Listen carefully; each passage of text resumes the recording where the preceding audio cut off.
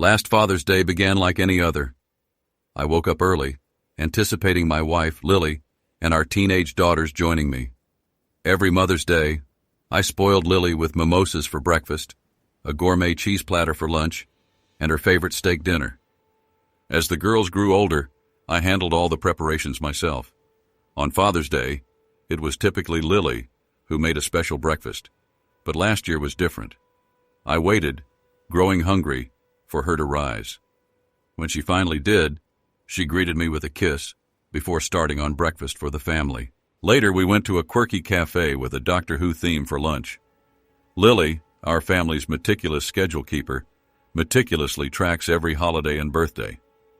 I usually overlook the details, so when she pointed out that my birthday coincided with Father's Day that year, I wasn't surprised.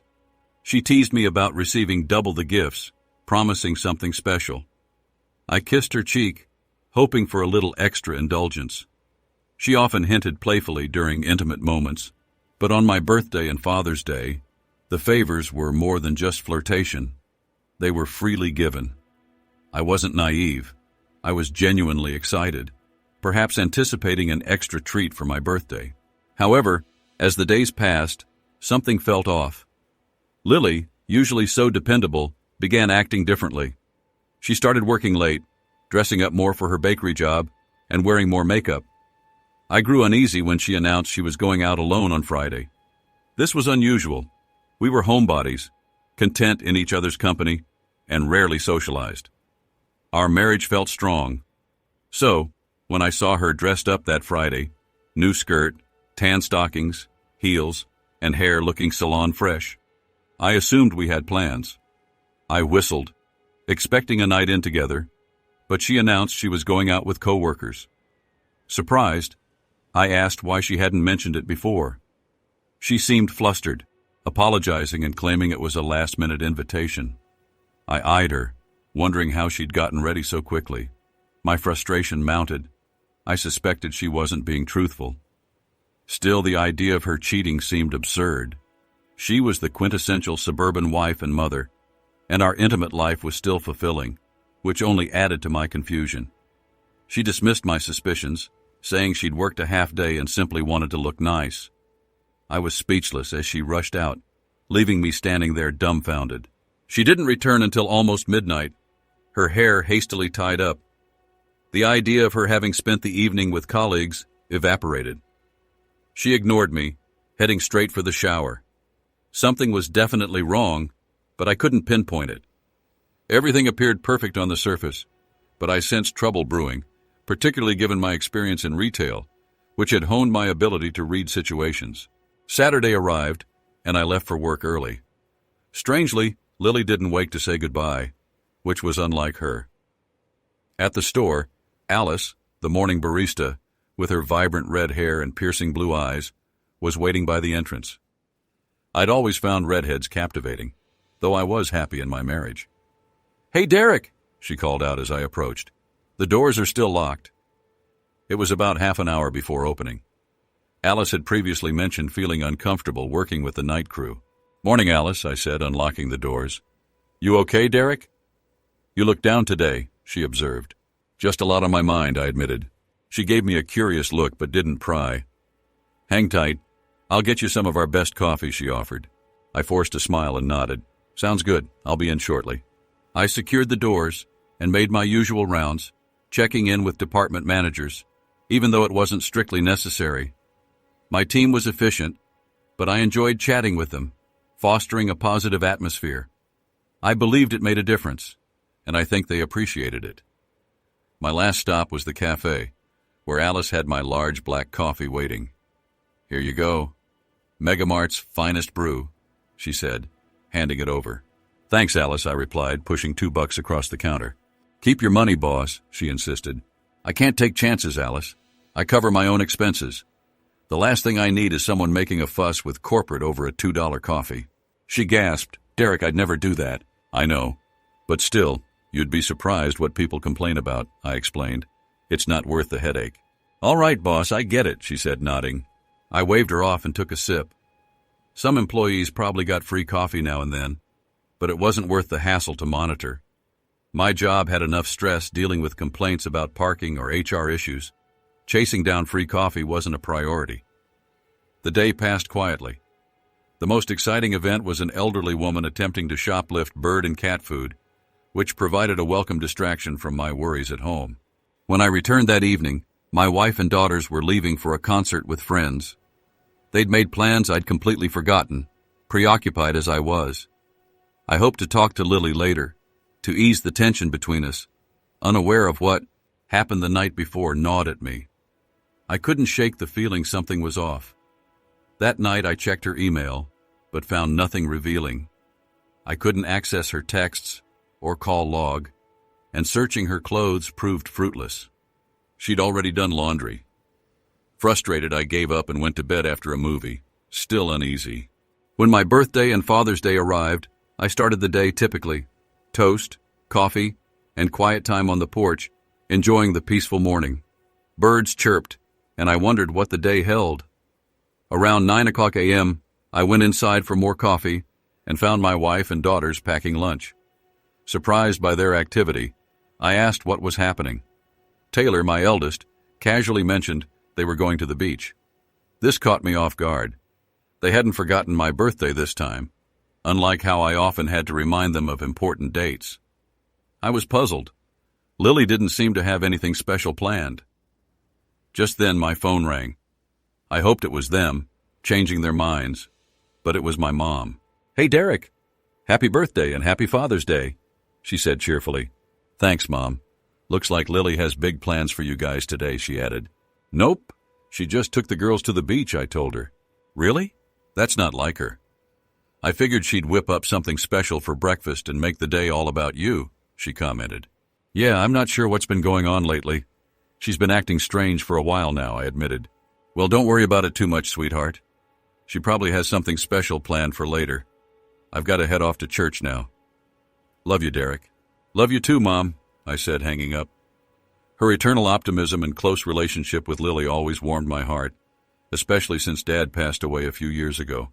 As I stood there pondering my marriage, my phone rang again. This time, it was my assistant.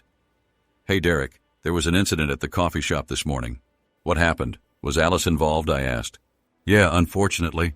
A customer shoved her on the stairs and she lost her balance. It looks like she might have a broken arm. They took her to St. Alex's for x-rays." "Oh no, poor girl. Do you need me to come in and cover her shift?" I asked. "No, everything's under control. I just wanted to give you a heads up for tomorrow.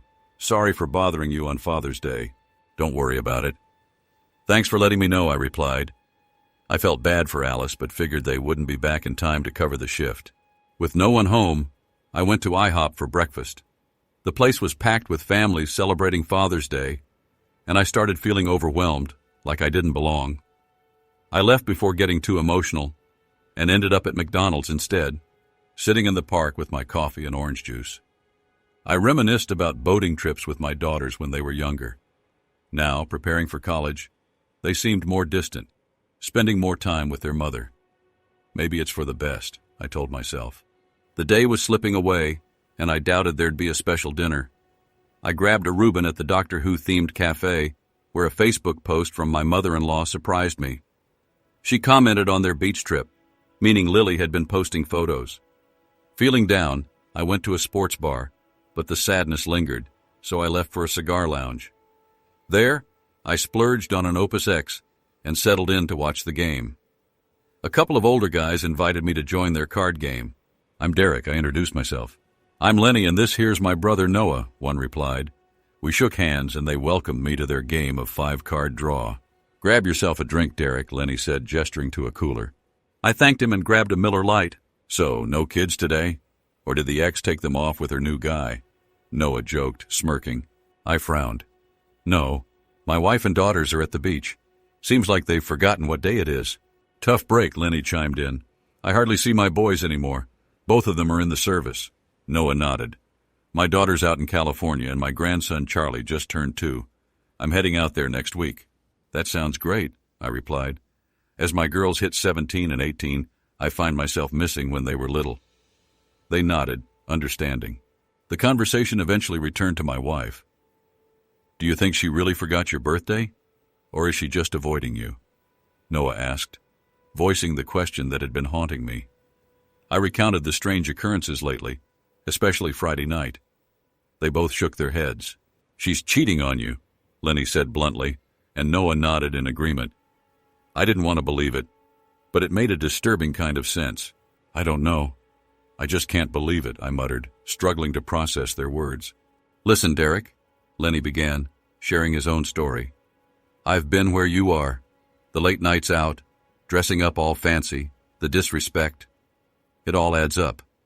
I reacted too fast and went straight for divorce when I found out my wife was unfaithful. I regretted it. The financial hit, the emotional toll, it wasn't worth it. Trust me, if you really love her, think about forgiveness. Guys our age don't get many second chances at love. I thanked Lenny for his advice, though I thought he was crazy. Forgiving her seemed impossible. I shook their hands, said goodbye, and left the lounge. Later, scrolling through Facebook on the couch, I saw more photos of my wife and daughters smiling and having fun at the beach. It crushed me. Enough was enough. It was time to face reality. My wife had forgotten my birthday and Father's Day, but more importantly, I was now certain she'd cheated. The signs were all there. Determined to move forward, I got ready for the night, deciding to treat myself to dinner at my favorite restaurant, even if it meant a long wait. At the restaurant, sitting at the bar waiting for a table, an older man sat next to me. He glanced at the champagne bottle in front of me and frowned slightly, but said nothing, ordering tea. As the bartender refilled my glass, the man couldn't resist asking, "Celebrating alone? Or did someone else bail on you?" "Just me," I replied with a small smile. He nodded, taking a sip of his tea. "I'm waiting for my family, 3 generations strong. Though my daughter broke her arm earlier today," he added with a chuckle, clearly amused. I nodded, appreciating the humor. "Looks like I'll be cooking solo for a while. My wife needs to take care of Alice and Lisa, so she'll be leaving me to my own devices for a bit," I said. Before I could say more, a little girl came running across the bar yelling, "Grandpa!" and showering the man with hugs and kisses. A moment later, I heard my name. Alice and her mom were walking toward me. The resemblance was striking. "Hey, Alice, how's your arm?" I asked, concerned. "Not too bad, thanks. The painkillers are working, but when it happened, it was pretty rough," she replied. Alice introduced me to her parents, Carl and Matilda, and her daughter Lisa. "Where's your wife, Derek?" Matilda asked. "I'm not sure," I said. "She took the girls to the beach this morning, and I haven't heard from them all day." "On Father's Day and your birthday, no less?" "That's terrible," Matilda exclaimed. "What's going on with her?" I didn't want to elaborate, so I shrugged it off. "Forget about her," Matilda insisted. "You're joining us." Carl, sensing the conversation's direction, gave me a knowing smile. "You don't want them ganging up on you, Derek?" he said with a chuckle, clearly familiar with such situations. "Thanks, but it's your day." "I don't want to intrude," I protested. "Nonsense," Carl replied. "This is our day, Derek, Grandpa's day." Their table buzzer went off, and Carl tossed a $2 bill on the counter. "We'll see you at our table," he insisted. "Sorry about that, Derek. My parents can be pretty stubborn," Alice apologized. "Don't worry about it, Alice. Eating alone would be worse," I assured her. Dinner was lighthearted, filled with stories about our kids. Lisa giggled at tales of her mom's childhood antics. My phone rang during dinner, but I ignored it. "Your wife?" Matilda asked, looking curious. "Yeah," I admitted. "It's complicated. Maybe you can find a way to forgive her," Matilda suggested, glancing at Carl. I waved for the check, grateful for their company, and treated them to dinner. As I signed the receipt, I thought about the advice I'd received all day. Despite lacking concrete proof of infidelity, I couldn't shake the feeling that something was seriously wrong. I ignored my still ringing phone. When I got home, my daughters greeted me with hugs and apologies for forgetting Father's Day. "Girls, it's okay," I told them. "I don't expect you to remember everything." Suddenly, Taylor's face changed. "Wait, it's your birthday today." She ran inside, yelling for her mom. "Daddy, we didn't know. We're so sorry. You must hate us," Taylor cried. "No, sweetheart. I love you girls more than anything." "You didn't know. It's fine," I assured her, hiding my anger toward Lily.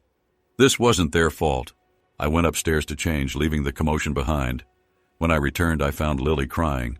"I'm sorry," she whispered. But I shook my head and stepped out onto the deck with a beer and a cigar. The peaceful evening felt like a mockery of the turmoil in my mind.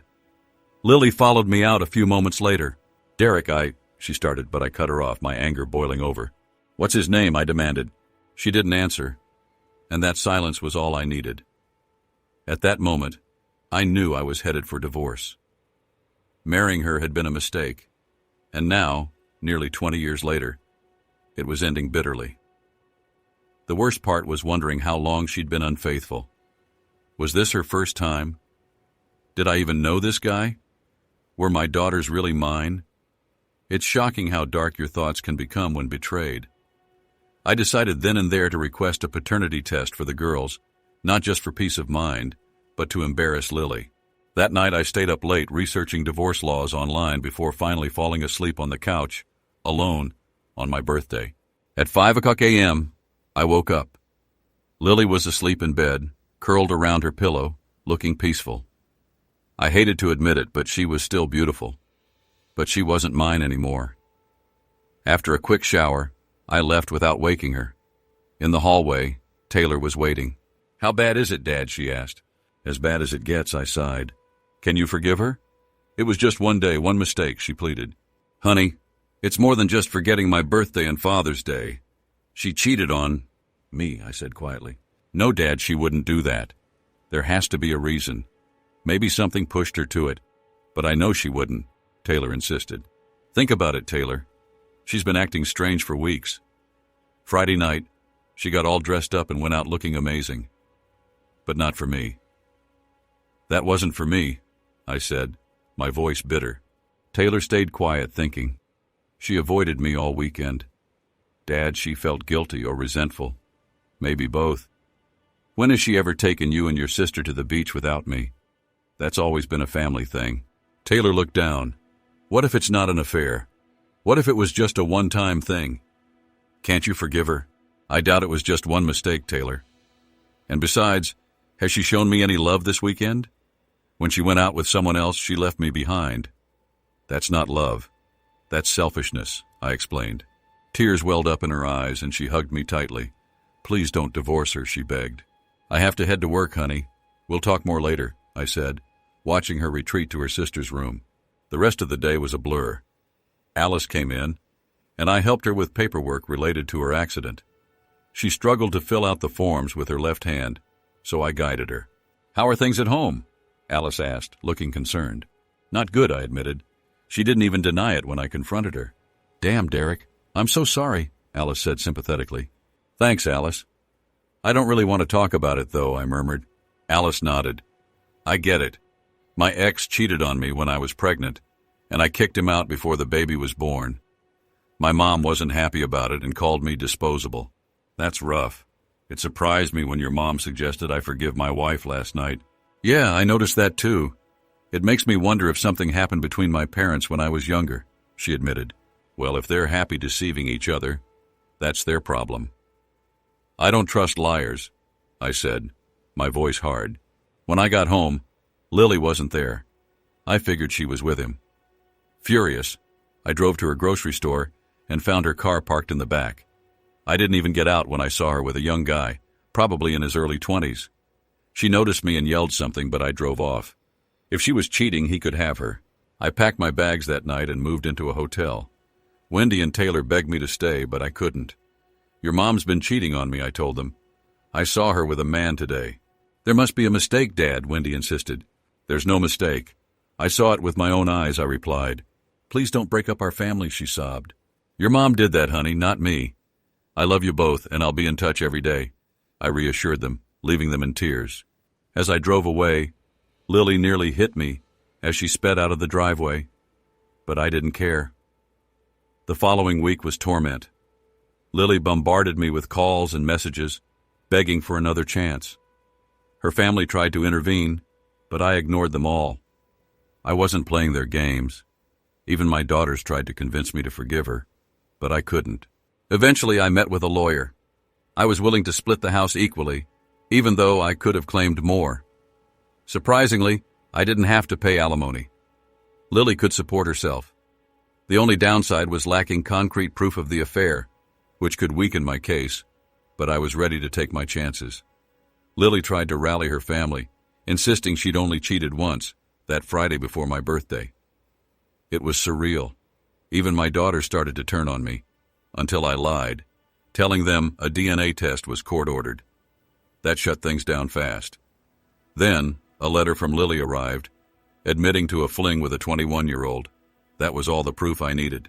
Finally, the divorce proceedings went my way.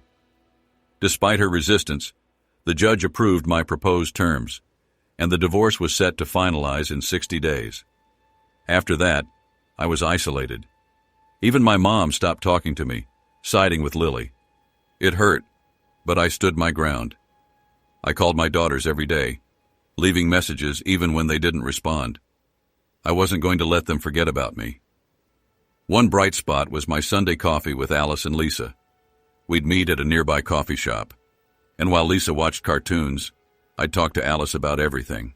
"Your daughters will come around, Derek," Alice reassured me. "Living with your wife. Who knows what she's been telling them?" "I hope so. I just miss them so much," I said, feeling the weight of it all. The following week, I returned to the same coffee shop, settling in with a book. I heard a familiar voice. "Hey, stranger," Alice said with a smile. I looked up and waved her over. "Are you stalking me? Or is this just part of your Sunday routine?" she teased as she sat down. "Nope, I live nearby. I like to come here for coffee and some reading on Sunday mornings. It gets a bit lonely at home," I admitted. We talked about the neighborhood, catching up on small things, and then went our separate ways. It wasn't planned, but meeting for coffee every Sunday became a habit. I enjoyed her company, and Lisa was a joy to be around too. On the day the divorce finalized, I knocked on the door of what used to be my house. Lily answered, her eyes red from crying. Without a word, she motioned for me to come in. "Are the girls home?" I asked. "They're at a school play," she said. "I knew you'd come tonight," she added softly. "So you waited until it was too late to stop it, didn't you?" I said with a bitter smile. "Yes," she admitted, her voice cracking. "I knew if I begged you might listen, but I couldn't let that happen. You broke my heart, Lily. There's no forgiveness for that," I replied coldly. "It was one mistake." "Derek, please, can't you just forgive me?" she begged. I met her gaze. "Did you love me when you were with him? Did you love me when you ignored me on my birthday? If that's your definition of love, we were never on the same page." "I never wanted this to happen," she sobbed. "And I never wanted an unfaithful wife," I retorted. "But here we are." She attempted to speak, but I interrupted. "You didn't just break my heart, Lily. You poisoned my own mother and daughters against me. I'll never forgive you for that." "You're overreacting," she countered. "If you don't reconcile with our family, I'll make sure every man you date knows what you did. I don't need anyone else," she snapped. "Wrong answer," I stated, rising to my feet. "I'll find other ways to make you regret this." As I turned to go, she clutched my arm. "It's not my fault," she cried desperately. "Oh, really? Did I cheat on you?" I yanked my arm free. "You've set a terrible example for our daughters, teaching them it's okay to be unfaithful and call it a mistake." "Well, I'm not going down because of some guy who made you feel attractive again." "Rotten hell, Derek," she spat as I walked out, unmoved by her tears. A few weeks later, Alice knocked on my office door. "Got a minute, Derek?" "Sure, come in," I replied, intrigued by her expression. "Derek, does the company have any policies regarding dating coworkers?" she inquired, and my stomach lurched. I'd been contemplating asking her out myself, but it appeared I was too late. "No, but we have strict guidelines about harassment and favoritism," I explained. "It's for everyone's protection." "Good," she smiled, placing her address and phone number on my desk. "Let's have dinner tomorrow night. Lisa will be joining us." I couldn't help but grin. "Sounds perfect," I responded. Later that day, I left a voicemail for my daughters. "Hey, it's Dad. Hope you and your sister are doing well. Nothing much new here, except a coworker asked me out. Love you both. Call me soon." I knew it might provoke Lily, but I didn't care. It was time to move on. I was thankful Alice had made the first move. She was not only beautiful but kind, and her daughter was a delight. Things were finally looking up. 15 minutes later, my phone buzzed with a text from Lily. "Already dating? You're such a fool." I chuckled at her reaction. I wasn't about to mourn the end of my marriage to a cheating wife. At 41, I still felt young enough to find love again, maybe even have more children. Alice, being in her 30s, might want that too. It was premature to consider such things, but I knew it could be a priority for her as a single mother. As for me, I hadn't been with anyone in months. The following evening, I showered, shaved, and dressed casually for my dinner with Alice. I checked my reflection, still in good shape, no extra weight, and my brown hair hadn't turned gray yet. I had a well-paying job and savings, so I figured I was a decent catch for someone like Alice. When I arrived at her house with flowers, wine, and a stuffed bear for Lisa, I was nervous. Alice opened the door, and I was stunned. Her red hair cascaded in soft curls around her shoulders, and her sundress showcased her legs. Barefoot, her hot pink toenails matched her fingernails. "Did I pass the test?" she teased. "God, yes," I blurted out, laughing at myself. She chuckled, accepting the gifts and leading me inside. Lisa was glued to the TV, but her face lit up when I handed her the stuffed bear. I knelt beside her and smiled. "This is for you." Her eyes sparkled with delight as she grabbed the bear, rushing off to show Alice. Watching Lisa, I couldn't help but think of Taylor and Wendy at that age. It made me miss them more than ever. Alice noticed my expression. "What's wrong?" I forced a smile, just thinking about my girls when they were this little. "Is it really that bad?" she asked. "They still won't talk to me," I admitted. Lily turned them against me. "I leave messages every day, and I won't give up, but I can't change their minds." "I'm sorry, Derek. That's got to be tough," she said sympathetically. "But I'm sure they listen to your messages." "I hope so," I said. I mentioned our dinner tonight, and Lily texted me, calling me a fool for moving on so quickly. Alice bit her lip. "Am I moving too fast?" she asked, looking slightly embarrassed. "Maybe," I admitted, "but I'm happy to find out." She smiled and took my hand. "Dinner's ready. I hope you like pasta with meat sauce." "Sounds great," I replied, feeling more at ease. "Oh, and I have garlic bread too, so get ready for us to make out on the couch later," she teased, making me laugh. After dinner, as we relaxed with wine, Alice leaned into me. "Being a mom is the best part of my day, but moments like these are special too," she said softly. I wrapped an arm around her, and she nestled closer. "It's even busier with 2 kids," I said, thinking of my daughters. "Do you think they'll come around?" she asked. "I hope so," I replied, feeling the weight of the situation. She kissed my cheek and sat up straight with her glass. "Derek, I've been upfront about how much I like you. I'm not playing games. I want to keep seeing you, and I want this to be serious. I'm not looking for flings." I opened my mouth to respond, but she held up a hand. "I know you want to be a gentleman, but you don't have to be. I need something real, and my daughter needs a father figure. That's what I'm offering." "Wow," I said, impressed. Alice smiled and took my hand. "So, what do you say?" I hesitated, then nodded. "I'm a family man, always have been. If my wife hadn't cheated, I'd still be married. But I like where this is going." She grinned and kissed me softly. "Good, because I like you too." That night, we didn't rush into anything. We both wanted to take things slow and be respectful of each other's feelings. Soon after, fate handed me a strange gift. The guy who had contributed to the end of my marriage applied for the night manager position at my store. I recognized him instantly. On a second shift, I left a 40-inch TV in his car, one that matched the stock we'd just unloaded. The next morning, I casually walked him to his car, where we saw the TV. Feigning surprise, I asked, "Did you buy that TV?" Playing dumb, he stammered, "No, Derek, it's not mine. I don't know how it got there." "Let's head back to the store and figure this out," I suggested. Back at the store, I covered the security cameras, knowing there was no night crew. He was panicking, insisting he was innocent, as I called the police. He got off with a misdemeanor in community service, but his job was gone, and that was enough for me. A few weeks later, on a chilly Saturday morning, I parked beside Alice's car. She was waiting for me, and as I walked up, she greeted me with a kiss. "Dinner tonight still on?" I asked. "Absolutely. I'm making something special," she replied, smiling. Before I could respond, I heard a familiar voice behind me. "We need to talk about the girls' college funds." It was Lily, looking irritated. Alice shot her an annoyed glance as I turned around. "They can go wherever they want." "I've handled the finances," I said coolly.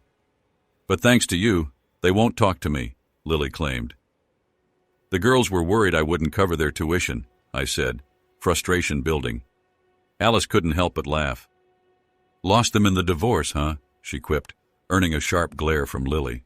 "You've ruined everything," Lily shot back at me. "One mistake, and you've cost me my marriage, my family, my daughters, and even my mother.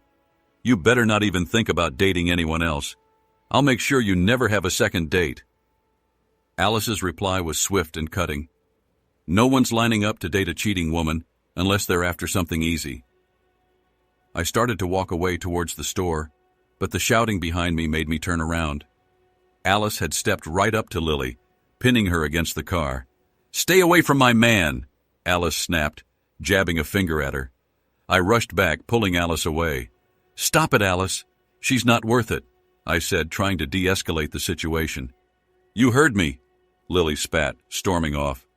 "Please, Lily, just go." "It's over, and that's on you," I called after her, watching her leave in tears. I caught up to Alice, taking her hand. "I'm sorry, Derek. I got way too territorial," she admitted. "No worries. Parking lot fights are great for the ego," I joked, and we both laughed as we headed inside. Later that day, I got a call from my mom, but the call dropped unexpectedly. Concerned, I rushed over to her house, ignoring Alice's calls. When I arrived, the ambulance was already gone. I found out at the hospital that she had passed away before even reaching the ER. Sitting alone in the lobby, I thought about her final words, the ones I'd never get to hear again. My phone rang. It was Alice. "Hey, my mom just passed away," I said, my voice barely holding steady. "Oh, Derek, I'm so sorry," she replied, her voice full of concern. "Do you want me to come over?" "Yeah, I don't want to be alone right now," I admitted. "I'll be there as soon as I can," she reassured me, and I was grateful to not face this alone. Instead of heading home, I found myself driving to my old house. I needed to speak to my daughters, no matter how things stood between us. Their cars were parked in the driveway, and a wave of apprehension washed over me. At least Lily's car wasn't there. I wasn't ready for that confrontation. I walked upstairs and found Taylor in her room. "Daddy!" she exclaimed, but her joy was short-lived as Wendy appeared behind her. "Did you come here to beg?" "You can leave," Wendy snapped. "Grandma had a heart attack this morning." "She passed away," I said, my voice breaking the tension. They both gasped, stunned into silence. "I just thought you needed to hear it from me," I added quietly. With that, I turned and left, ignoring Wendy's call for me to wait. I couldn't face more conflict. I drove to the lake where we used to spend family days, hoping for some peace. The chilly breeze and still waters provided a small measure of comfort, but soon I felt the tears well up again, not just for my mom, but for the wedge driven between me and my daughters. What had I done to make them resent me so much? Lily had shattered our family, but they couldn't see that. Lost in thought, I didn't hear them approach until it was too late. I turned to see Lily and the girls standing nearby. "How did you find me?" I asked, turning back to the lake. "You forgot to turn off your location sharing on your phone," Lily replied quietly. "Derek, I'm sorry about your mom," she added, her voice soft. "Yeah," I muttered. "Do you regret her passing or turning her against me?" She fell silent. "Just leave me alone." "I can't handle this right now," I said, my emotions overwhelming me. "I'll never forgive you." Lily's voice wavered. "The last time we spoke, she said she wouldn't talk to me until I begged you to stop the divorce. She didn't even say she loved me," Lily said before hanging up. "I'm so sorry, Derek," she said again before turning to leave. But Wendy's voice cut through the moment. "Dad, we're sorry too. Please forgive us for being so rude." Both girls rushed over, hugging me tightly, and we cried together. "It's not your fault, girls," I said tearfully. "Your mother's actions broke us apart." "We're sorry, Dad," Taylor whispered. "We just wanted you to forgive her. She loves you, it's obvious." "Not enough to stay faithful," I replied sadly. "I'm sorry, girls. I love you both, and I need you. You're heading to college soon, and I'll miss you. Let's not waste more time." "We won't shut you out anymore, Daddy," Wendy promised. "I just wish Grandma had the chance to hear that," Taylor added, her voice full of regret. "Come with me, girls," I said. "You haven't seen my new place yet. Let's grab some pizza on the way." When we pulled into my driveway, I saw Alice's car. I had completely forgotten she was coming. "Looks like you'll meet Alice," I told the girls. "Is she your girlfriend?" they asked in unison, making me laugh. "Well, we just started dating," I said, feeling a bit embarrassed. "Look at him blushing," Wendy teased. "So cute." They jumped out of the car and rushed over to Alice, bombarding her with questions. "Girls, give her a break, help her inside, and I'll introduce you properly," I called after them, shaking my head. Alice smiled warmly, opening her arms for a hug as I approached. "Your daughters?" she asked, grinning. I nodded. "Come on, let's do this right." I introduced Alice to the girls, and after a few cheeky comments from Wendy and Taylor, we all started laughing. "Let's do a quick tour of the house," I suggested. "Then I need to make arrangements for my mom's services." "I'll order pizza while you show them around," Alice offered, smiling as if she could read my mind. After dinner, we sat around sharing stories about my mom. My daughters even shared a few embarrassing stories about me, much to Alice's amusement. Hours flew by, and before we knew it, it was past 10 p.m. "Girls, it's getting late," I remarked. "I don't have beds for the guest rooms yet." "Can we stay tonight?" Taylor asked hopefully. "I'll tell you what, I'll pick you up tomorrow, and we'll have breakfast together," I suggested. "Can we help sort through Grandma's things too?" Taylor offered. "Thank you, honey," I said, touched by her offer. "Alice, would you like to join us? Or do you need to go home to Lisa?" "She's with my parents," Alice said. Taylor perked up. "Who's Lisa?" "She's my 4-year-old daughter," Alice explained, and the girl's eyes lit up. "Oh, we have to meet her soon," Wendy said excitedly. Alice chuckled. "Someday soon, I promise." Back at the house, Alice and I snuggled up on the couch. "They're great girls," she said, resting her head on my shoulder. "I'm glad you're reconnecting with them." "I am too," I sighed. "I just wish it didn't take my mom's passing to bring us back together." With Alice wrapped in my arms, I fell asleep, feeling a sense of peace for the first time in a long while. The next morning, I woke up with Alice still nestled against me under a blanket. I kissed her forehead gently, apologizing for falling asleep. She stirred and stretched. "It's okay, baby. You've been through a lot." "Would you like to join us for breakfast today?" I asked. "Only if I can bring Lisa," she said with a smile. "My parents have plans this morning." "Of course. My daughters would love to meet her." Later, I met my daughters at IHOP. Lisa and Alice arrived soon after, and as soon as we walked in, my girls rushed over, greeting Lisa with hugs and twirling her around. Lisa giggled in delight. "We'll take her to the bathroom," the girls announced in unison, whisking Lisa away. I turned to Alice, grinning. "Think they'll get along?" She laughed playfully, nudging me. "I hope they stay friends for years to come." It was just the start, but Alice's commitment to something long-term reassured me. Over breakfast, my daughters and Lisa bonded quickly, talking about everything from cartoon tunes to their favorite movies. Alice fit in perfectly, and for once, there was no hostility or awkwardness from my daughters. I wasn't sure why, but it felt like a fresh start for all of us. Later that day, after a whirlwind of phone calls, cleaning out my mom's house, and making arrangements at the funeral home, I finally had a moment to breathe.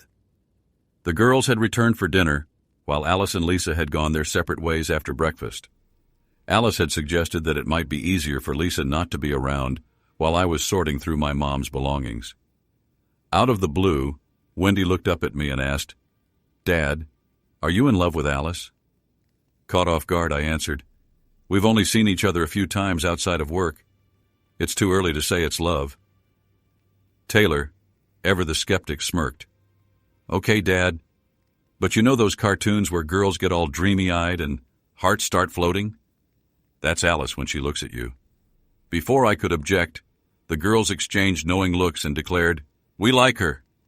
My heart swelled with joy for a moment, but then anger quickly followed, setting my pizza down. I headed for the sink to cool off. "Daddy?" Wendy's voice softened as she followed me. "How could you shut me out for so long, and now you're okay with this? Do you know how many times I cried after leaving you messages, thinking you didn't care?" "You think I didn't care?" I asked, turning to face her. "I left you messages too. I thought you didn't want to hear them." Taylor stepped in. "It started with Mom. She said that if you felt distant, you could come back to her, and we'd be a family again. We're really sorry." I looked over at Wendy, and her eyes were filled with tears. She rushed over to hug me. "Dad, we're so sorry. When that didn't work, she told us you'd abandoned us and wouldn't pay for college because you didn't want to stay with her," Wendy added. "She made it sound like your messages during the divorce were just tactics to win in court." "You believed her?" I asked, my heart sinking. Imagine sitting with her every day, hearing her defend one mistake against 20 years of marriage. "Would you forgive your boyfriend for cheating?" There was silence. They couldn't give me an answer. Tears streamed down their faces as we hugged. "I've missed you both so much," I said, feeling the weight of the past lifting. After we embraced, I reminded them, "School's tomorrow. Make sure your mom lets them know about the wake and the funeral. You'll need some time off." One final hug, and I watched them drive off, feeling a warmth I hadn't felt in a long time. I looked up at the sky and whispered, "Mom, I didn't need you to leave to bring my girls back. But thank you. I'll miss you." Wakes have always been tough for me. Something about being near a body never sat right. My mom's wake was even harder. As I approached the casket and saw her peaceful face, I found some solace in knowing she'd be with my father now. She'd planned everything meticulously, even down to the choice of casket. It was a relief knowing she had everything arranged. As I chatted with one of her old friends, Lily and my daughters arrived. The girls gave me tearful hugs, while Lily stood to the side respectfully, keeping her distance. After the prayer, I noticed Lily place something in the casket before sitting in the back of the room. I walked over and saw it was a photo of me, Lily, my mom, all holding our babies, smiling like we didn't have a care in the world. Touched, I picked up the photo and set it near my mom's hands, tears welling up as I did. During the service, Lily stayed in the back, quietly chatting with a few family members. Despite everything, it was clear she still held a place in their hearts. The standard rule was for immediate family to sit in the front, but it didn't feel right seeing her sit alone at the back with tears in her eyes. I knew my mom wouldn't have wanted it that way. Walking over, I invited her to join us. "Come here, Lily." "No need to hide," I said gently. She hugged me, whispering a quiet thank you before joining us in the front. My uncle offered her a seat, and even Alice gave her a small nod of approval. Holding Alice's hand while my ex-wife sat nearby was surreal, but I hoped it wouldn't stir up any trouble. As the last visitors left, Lily thanked me for allowing her to be part of the family again.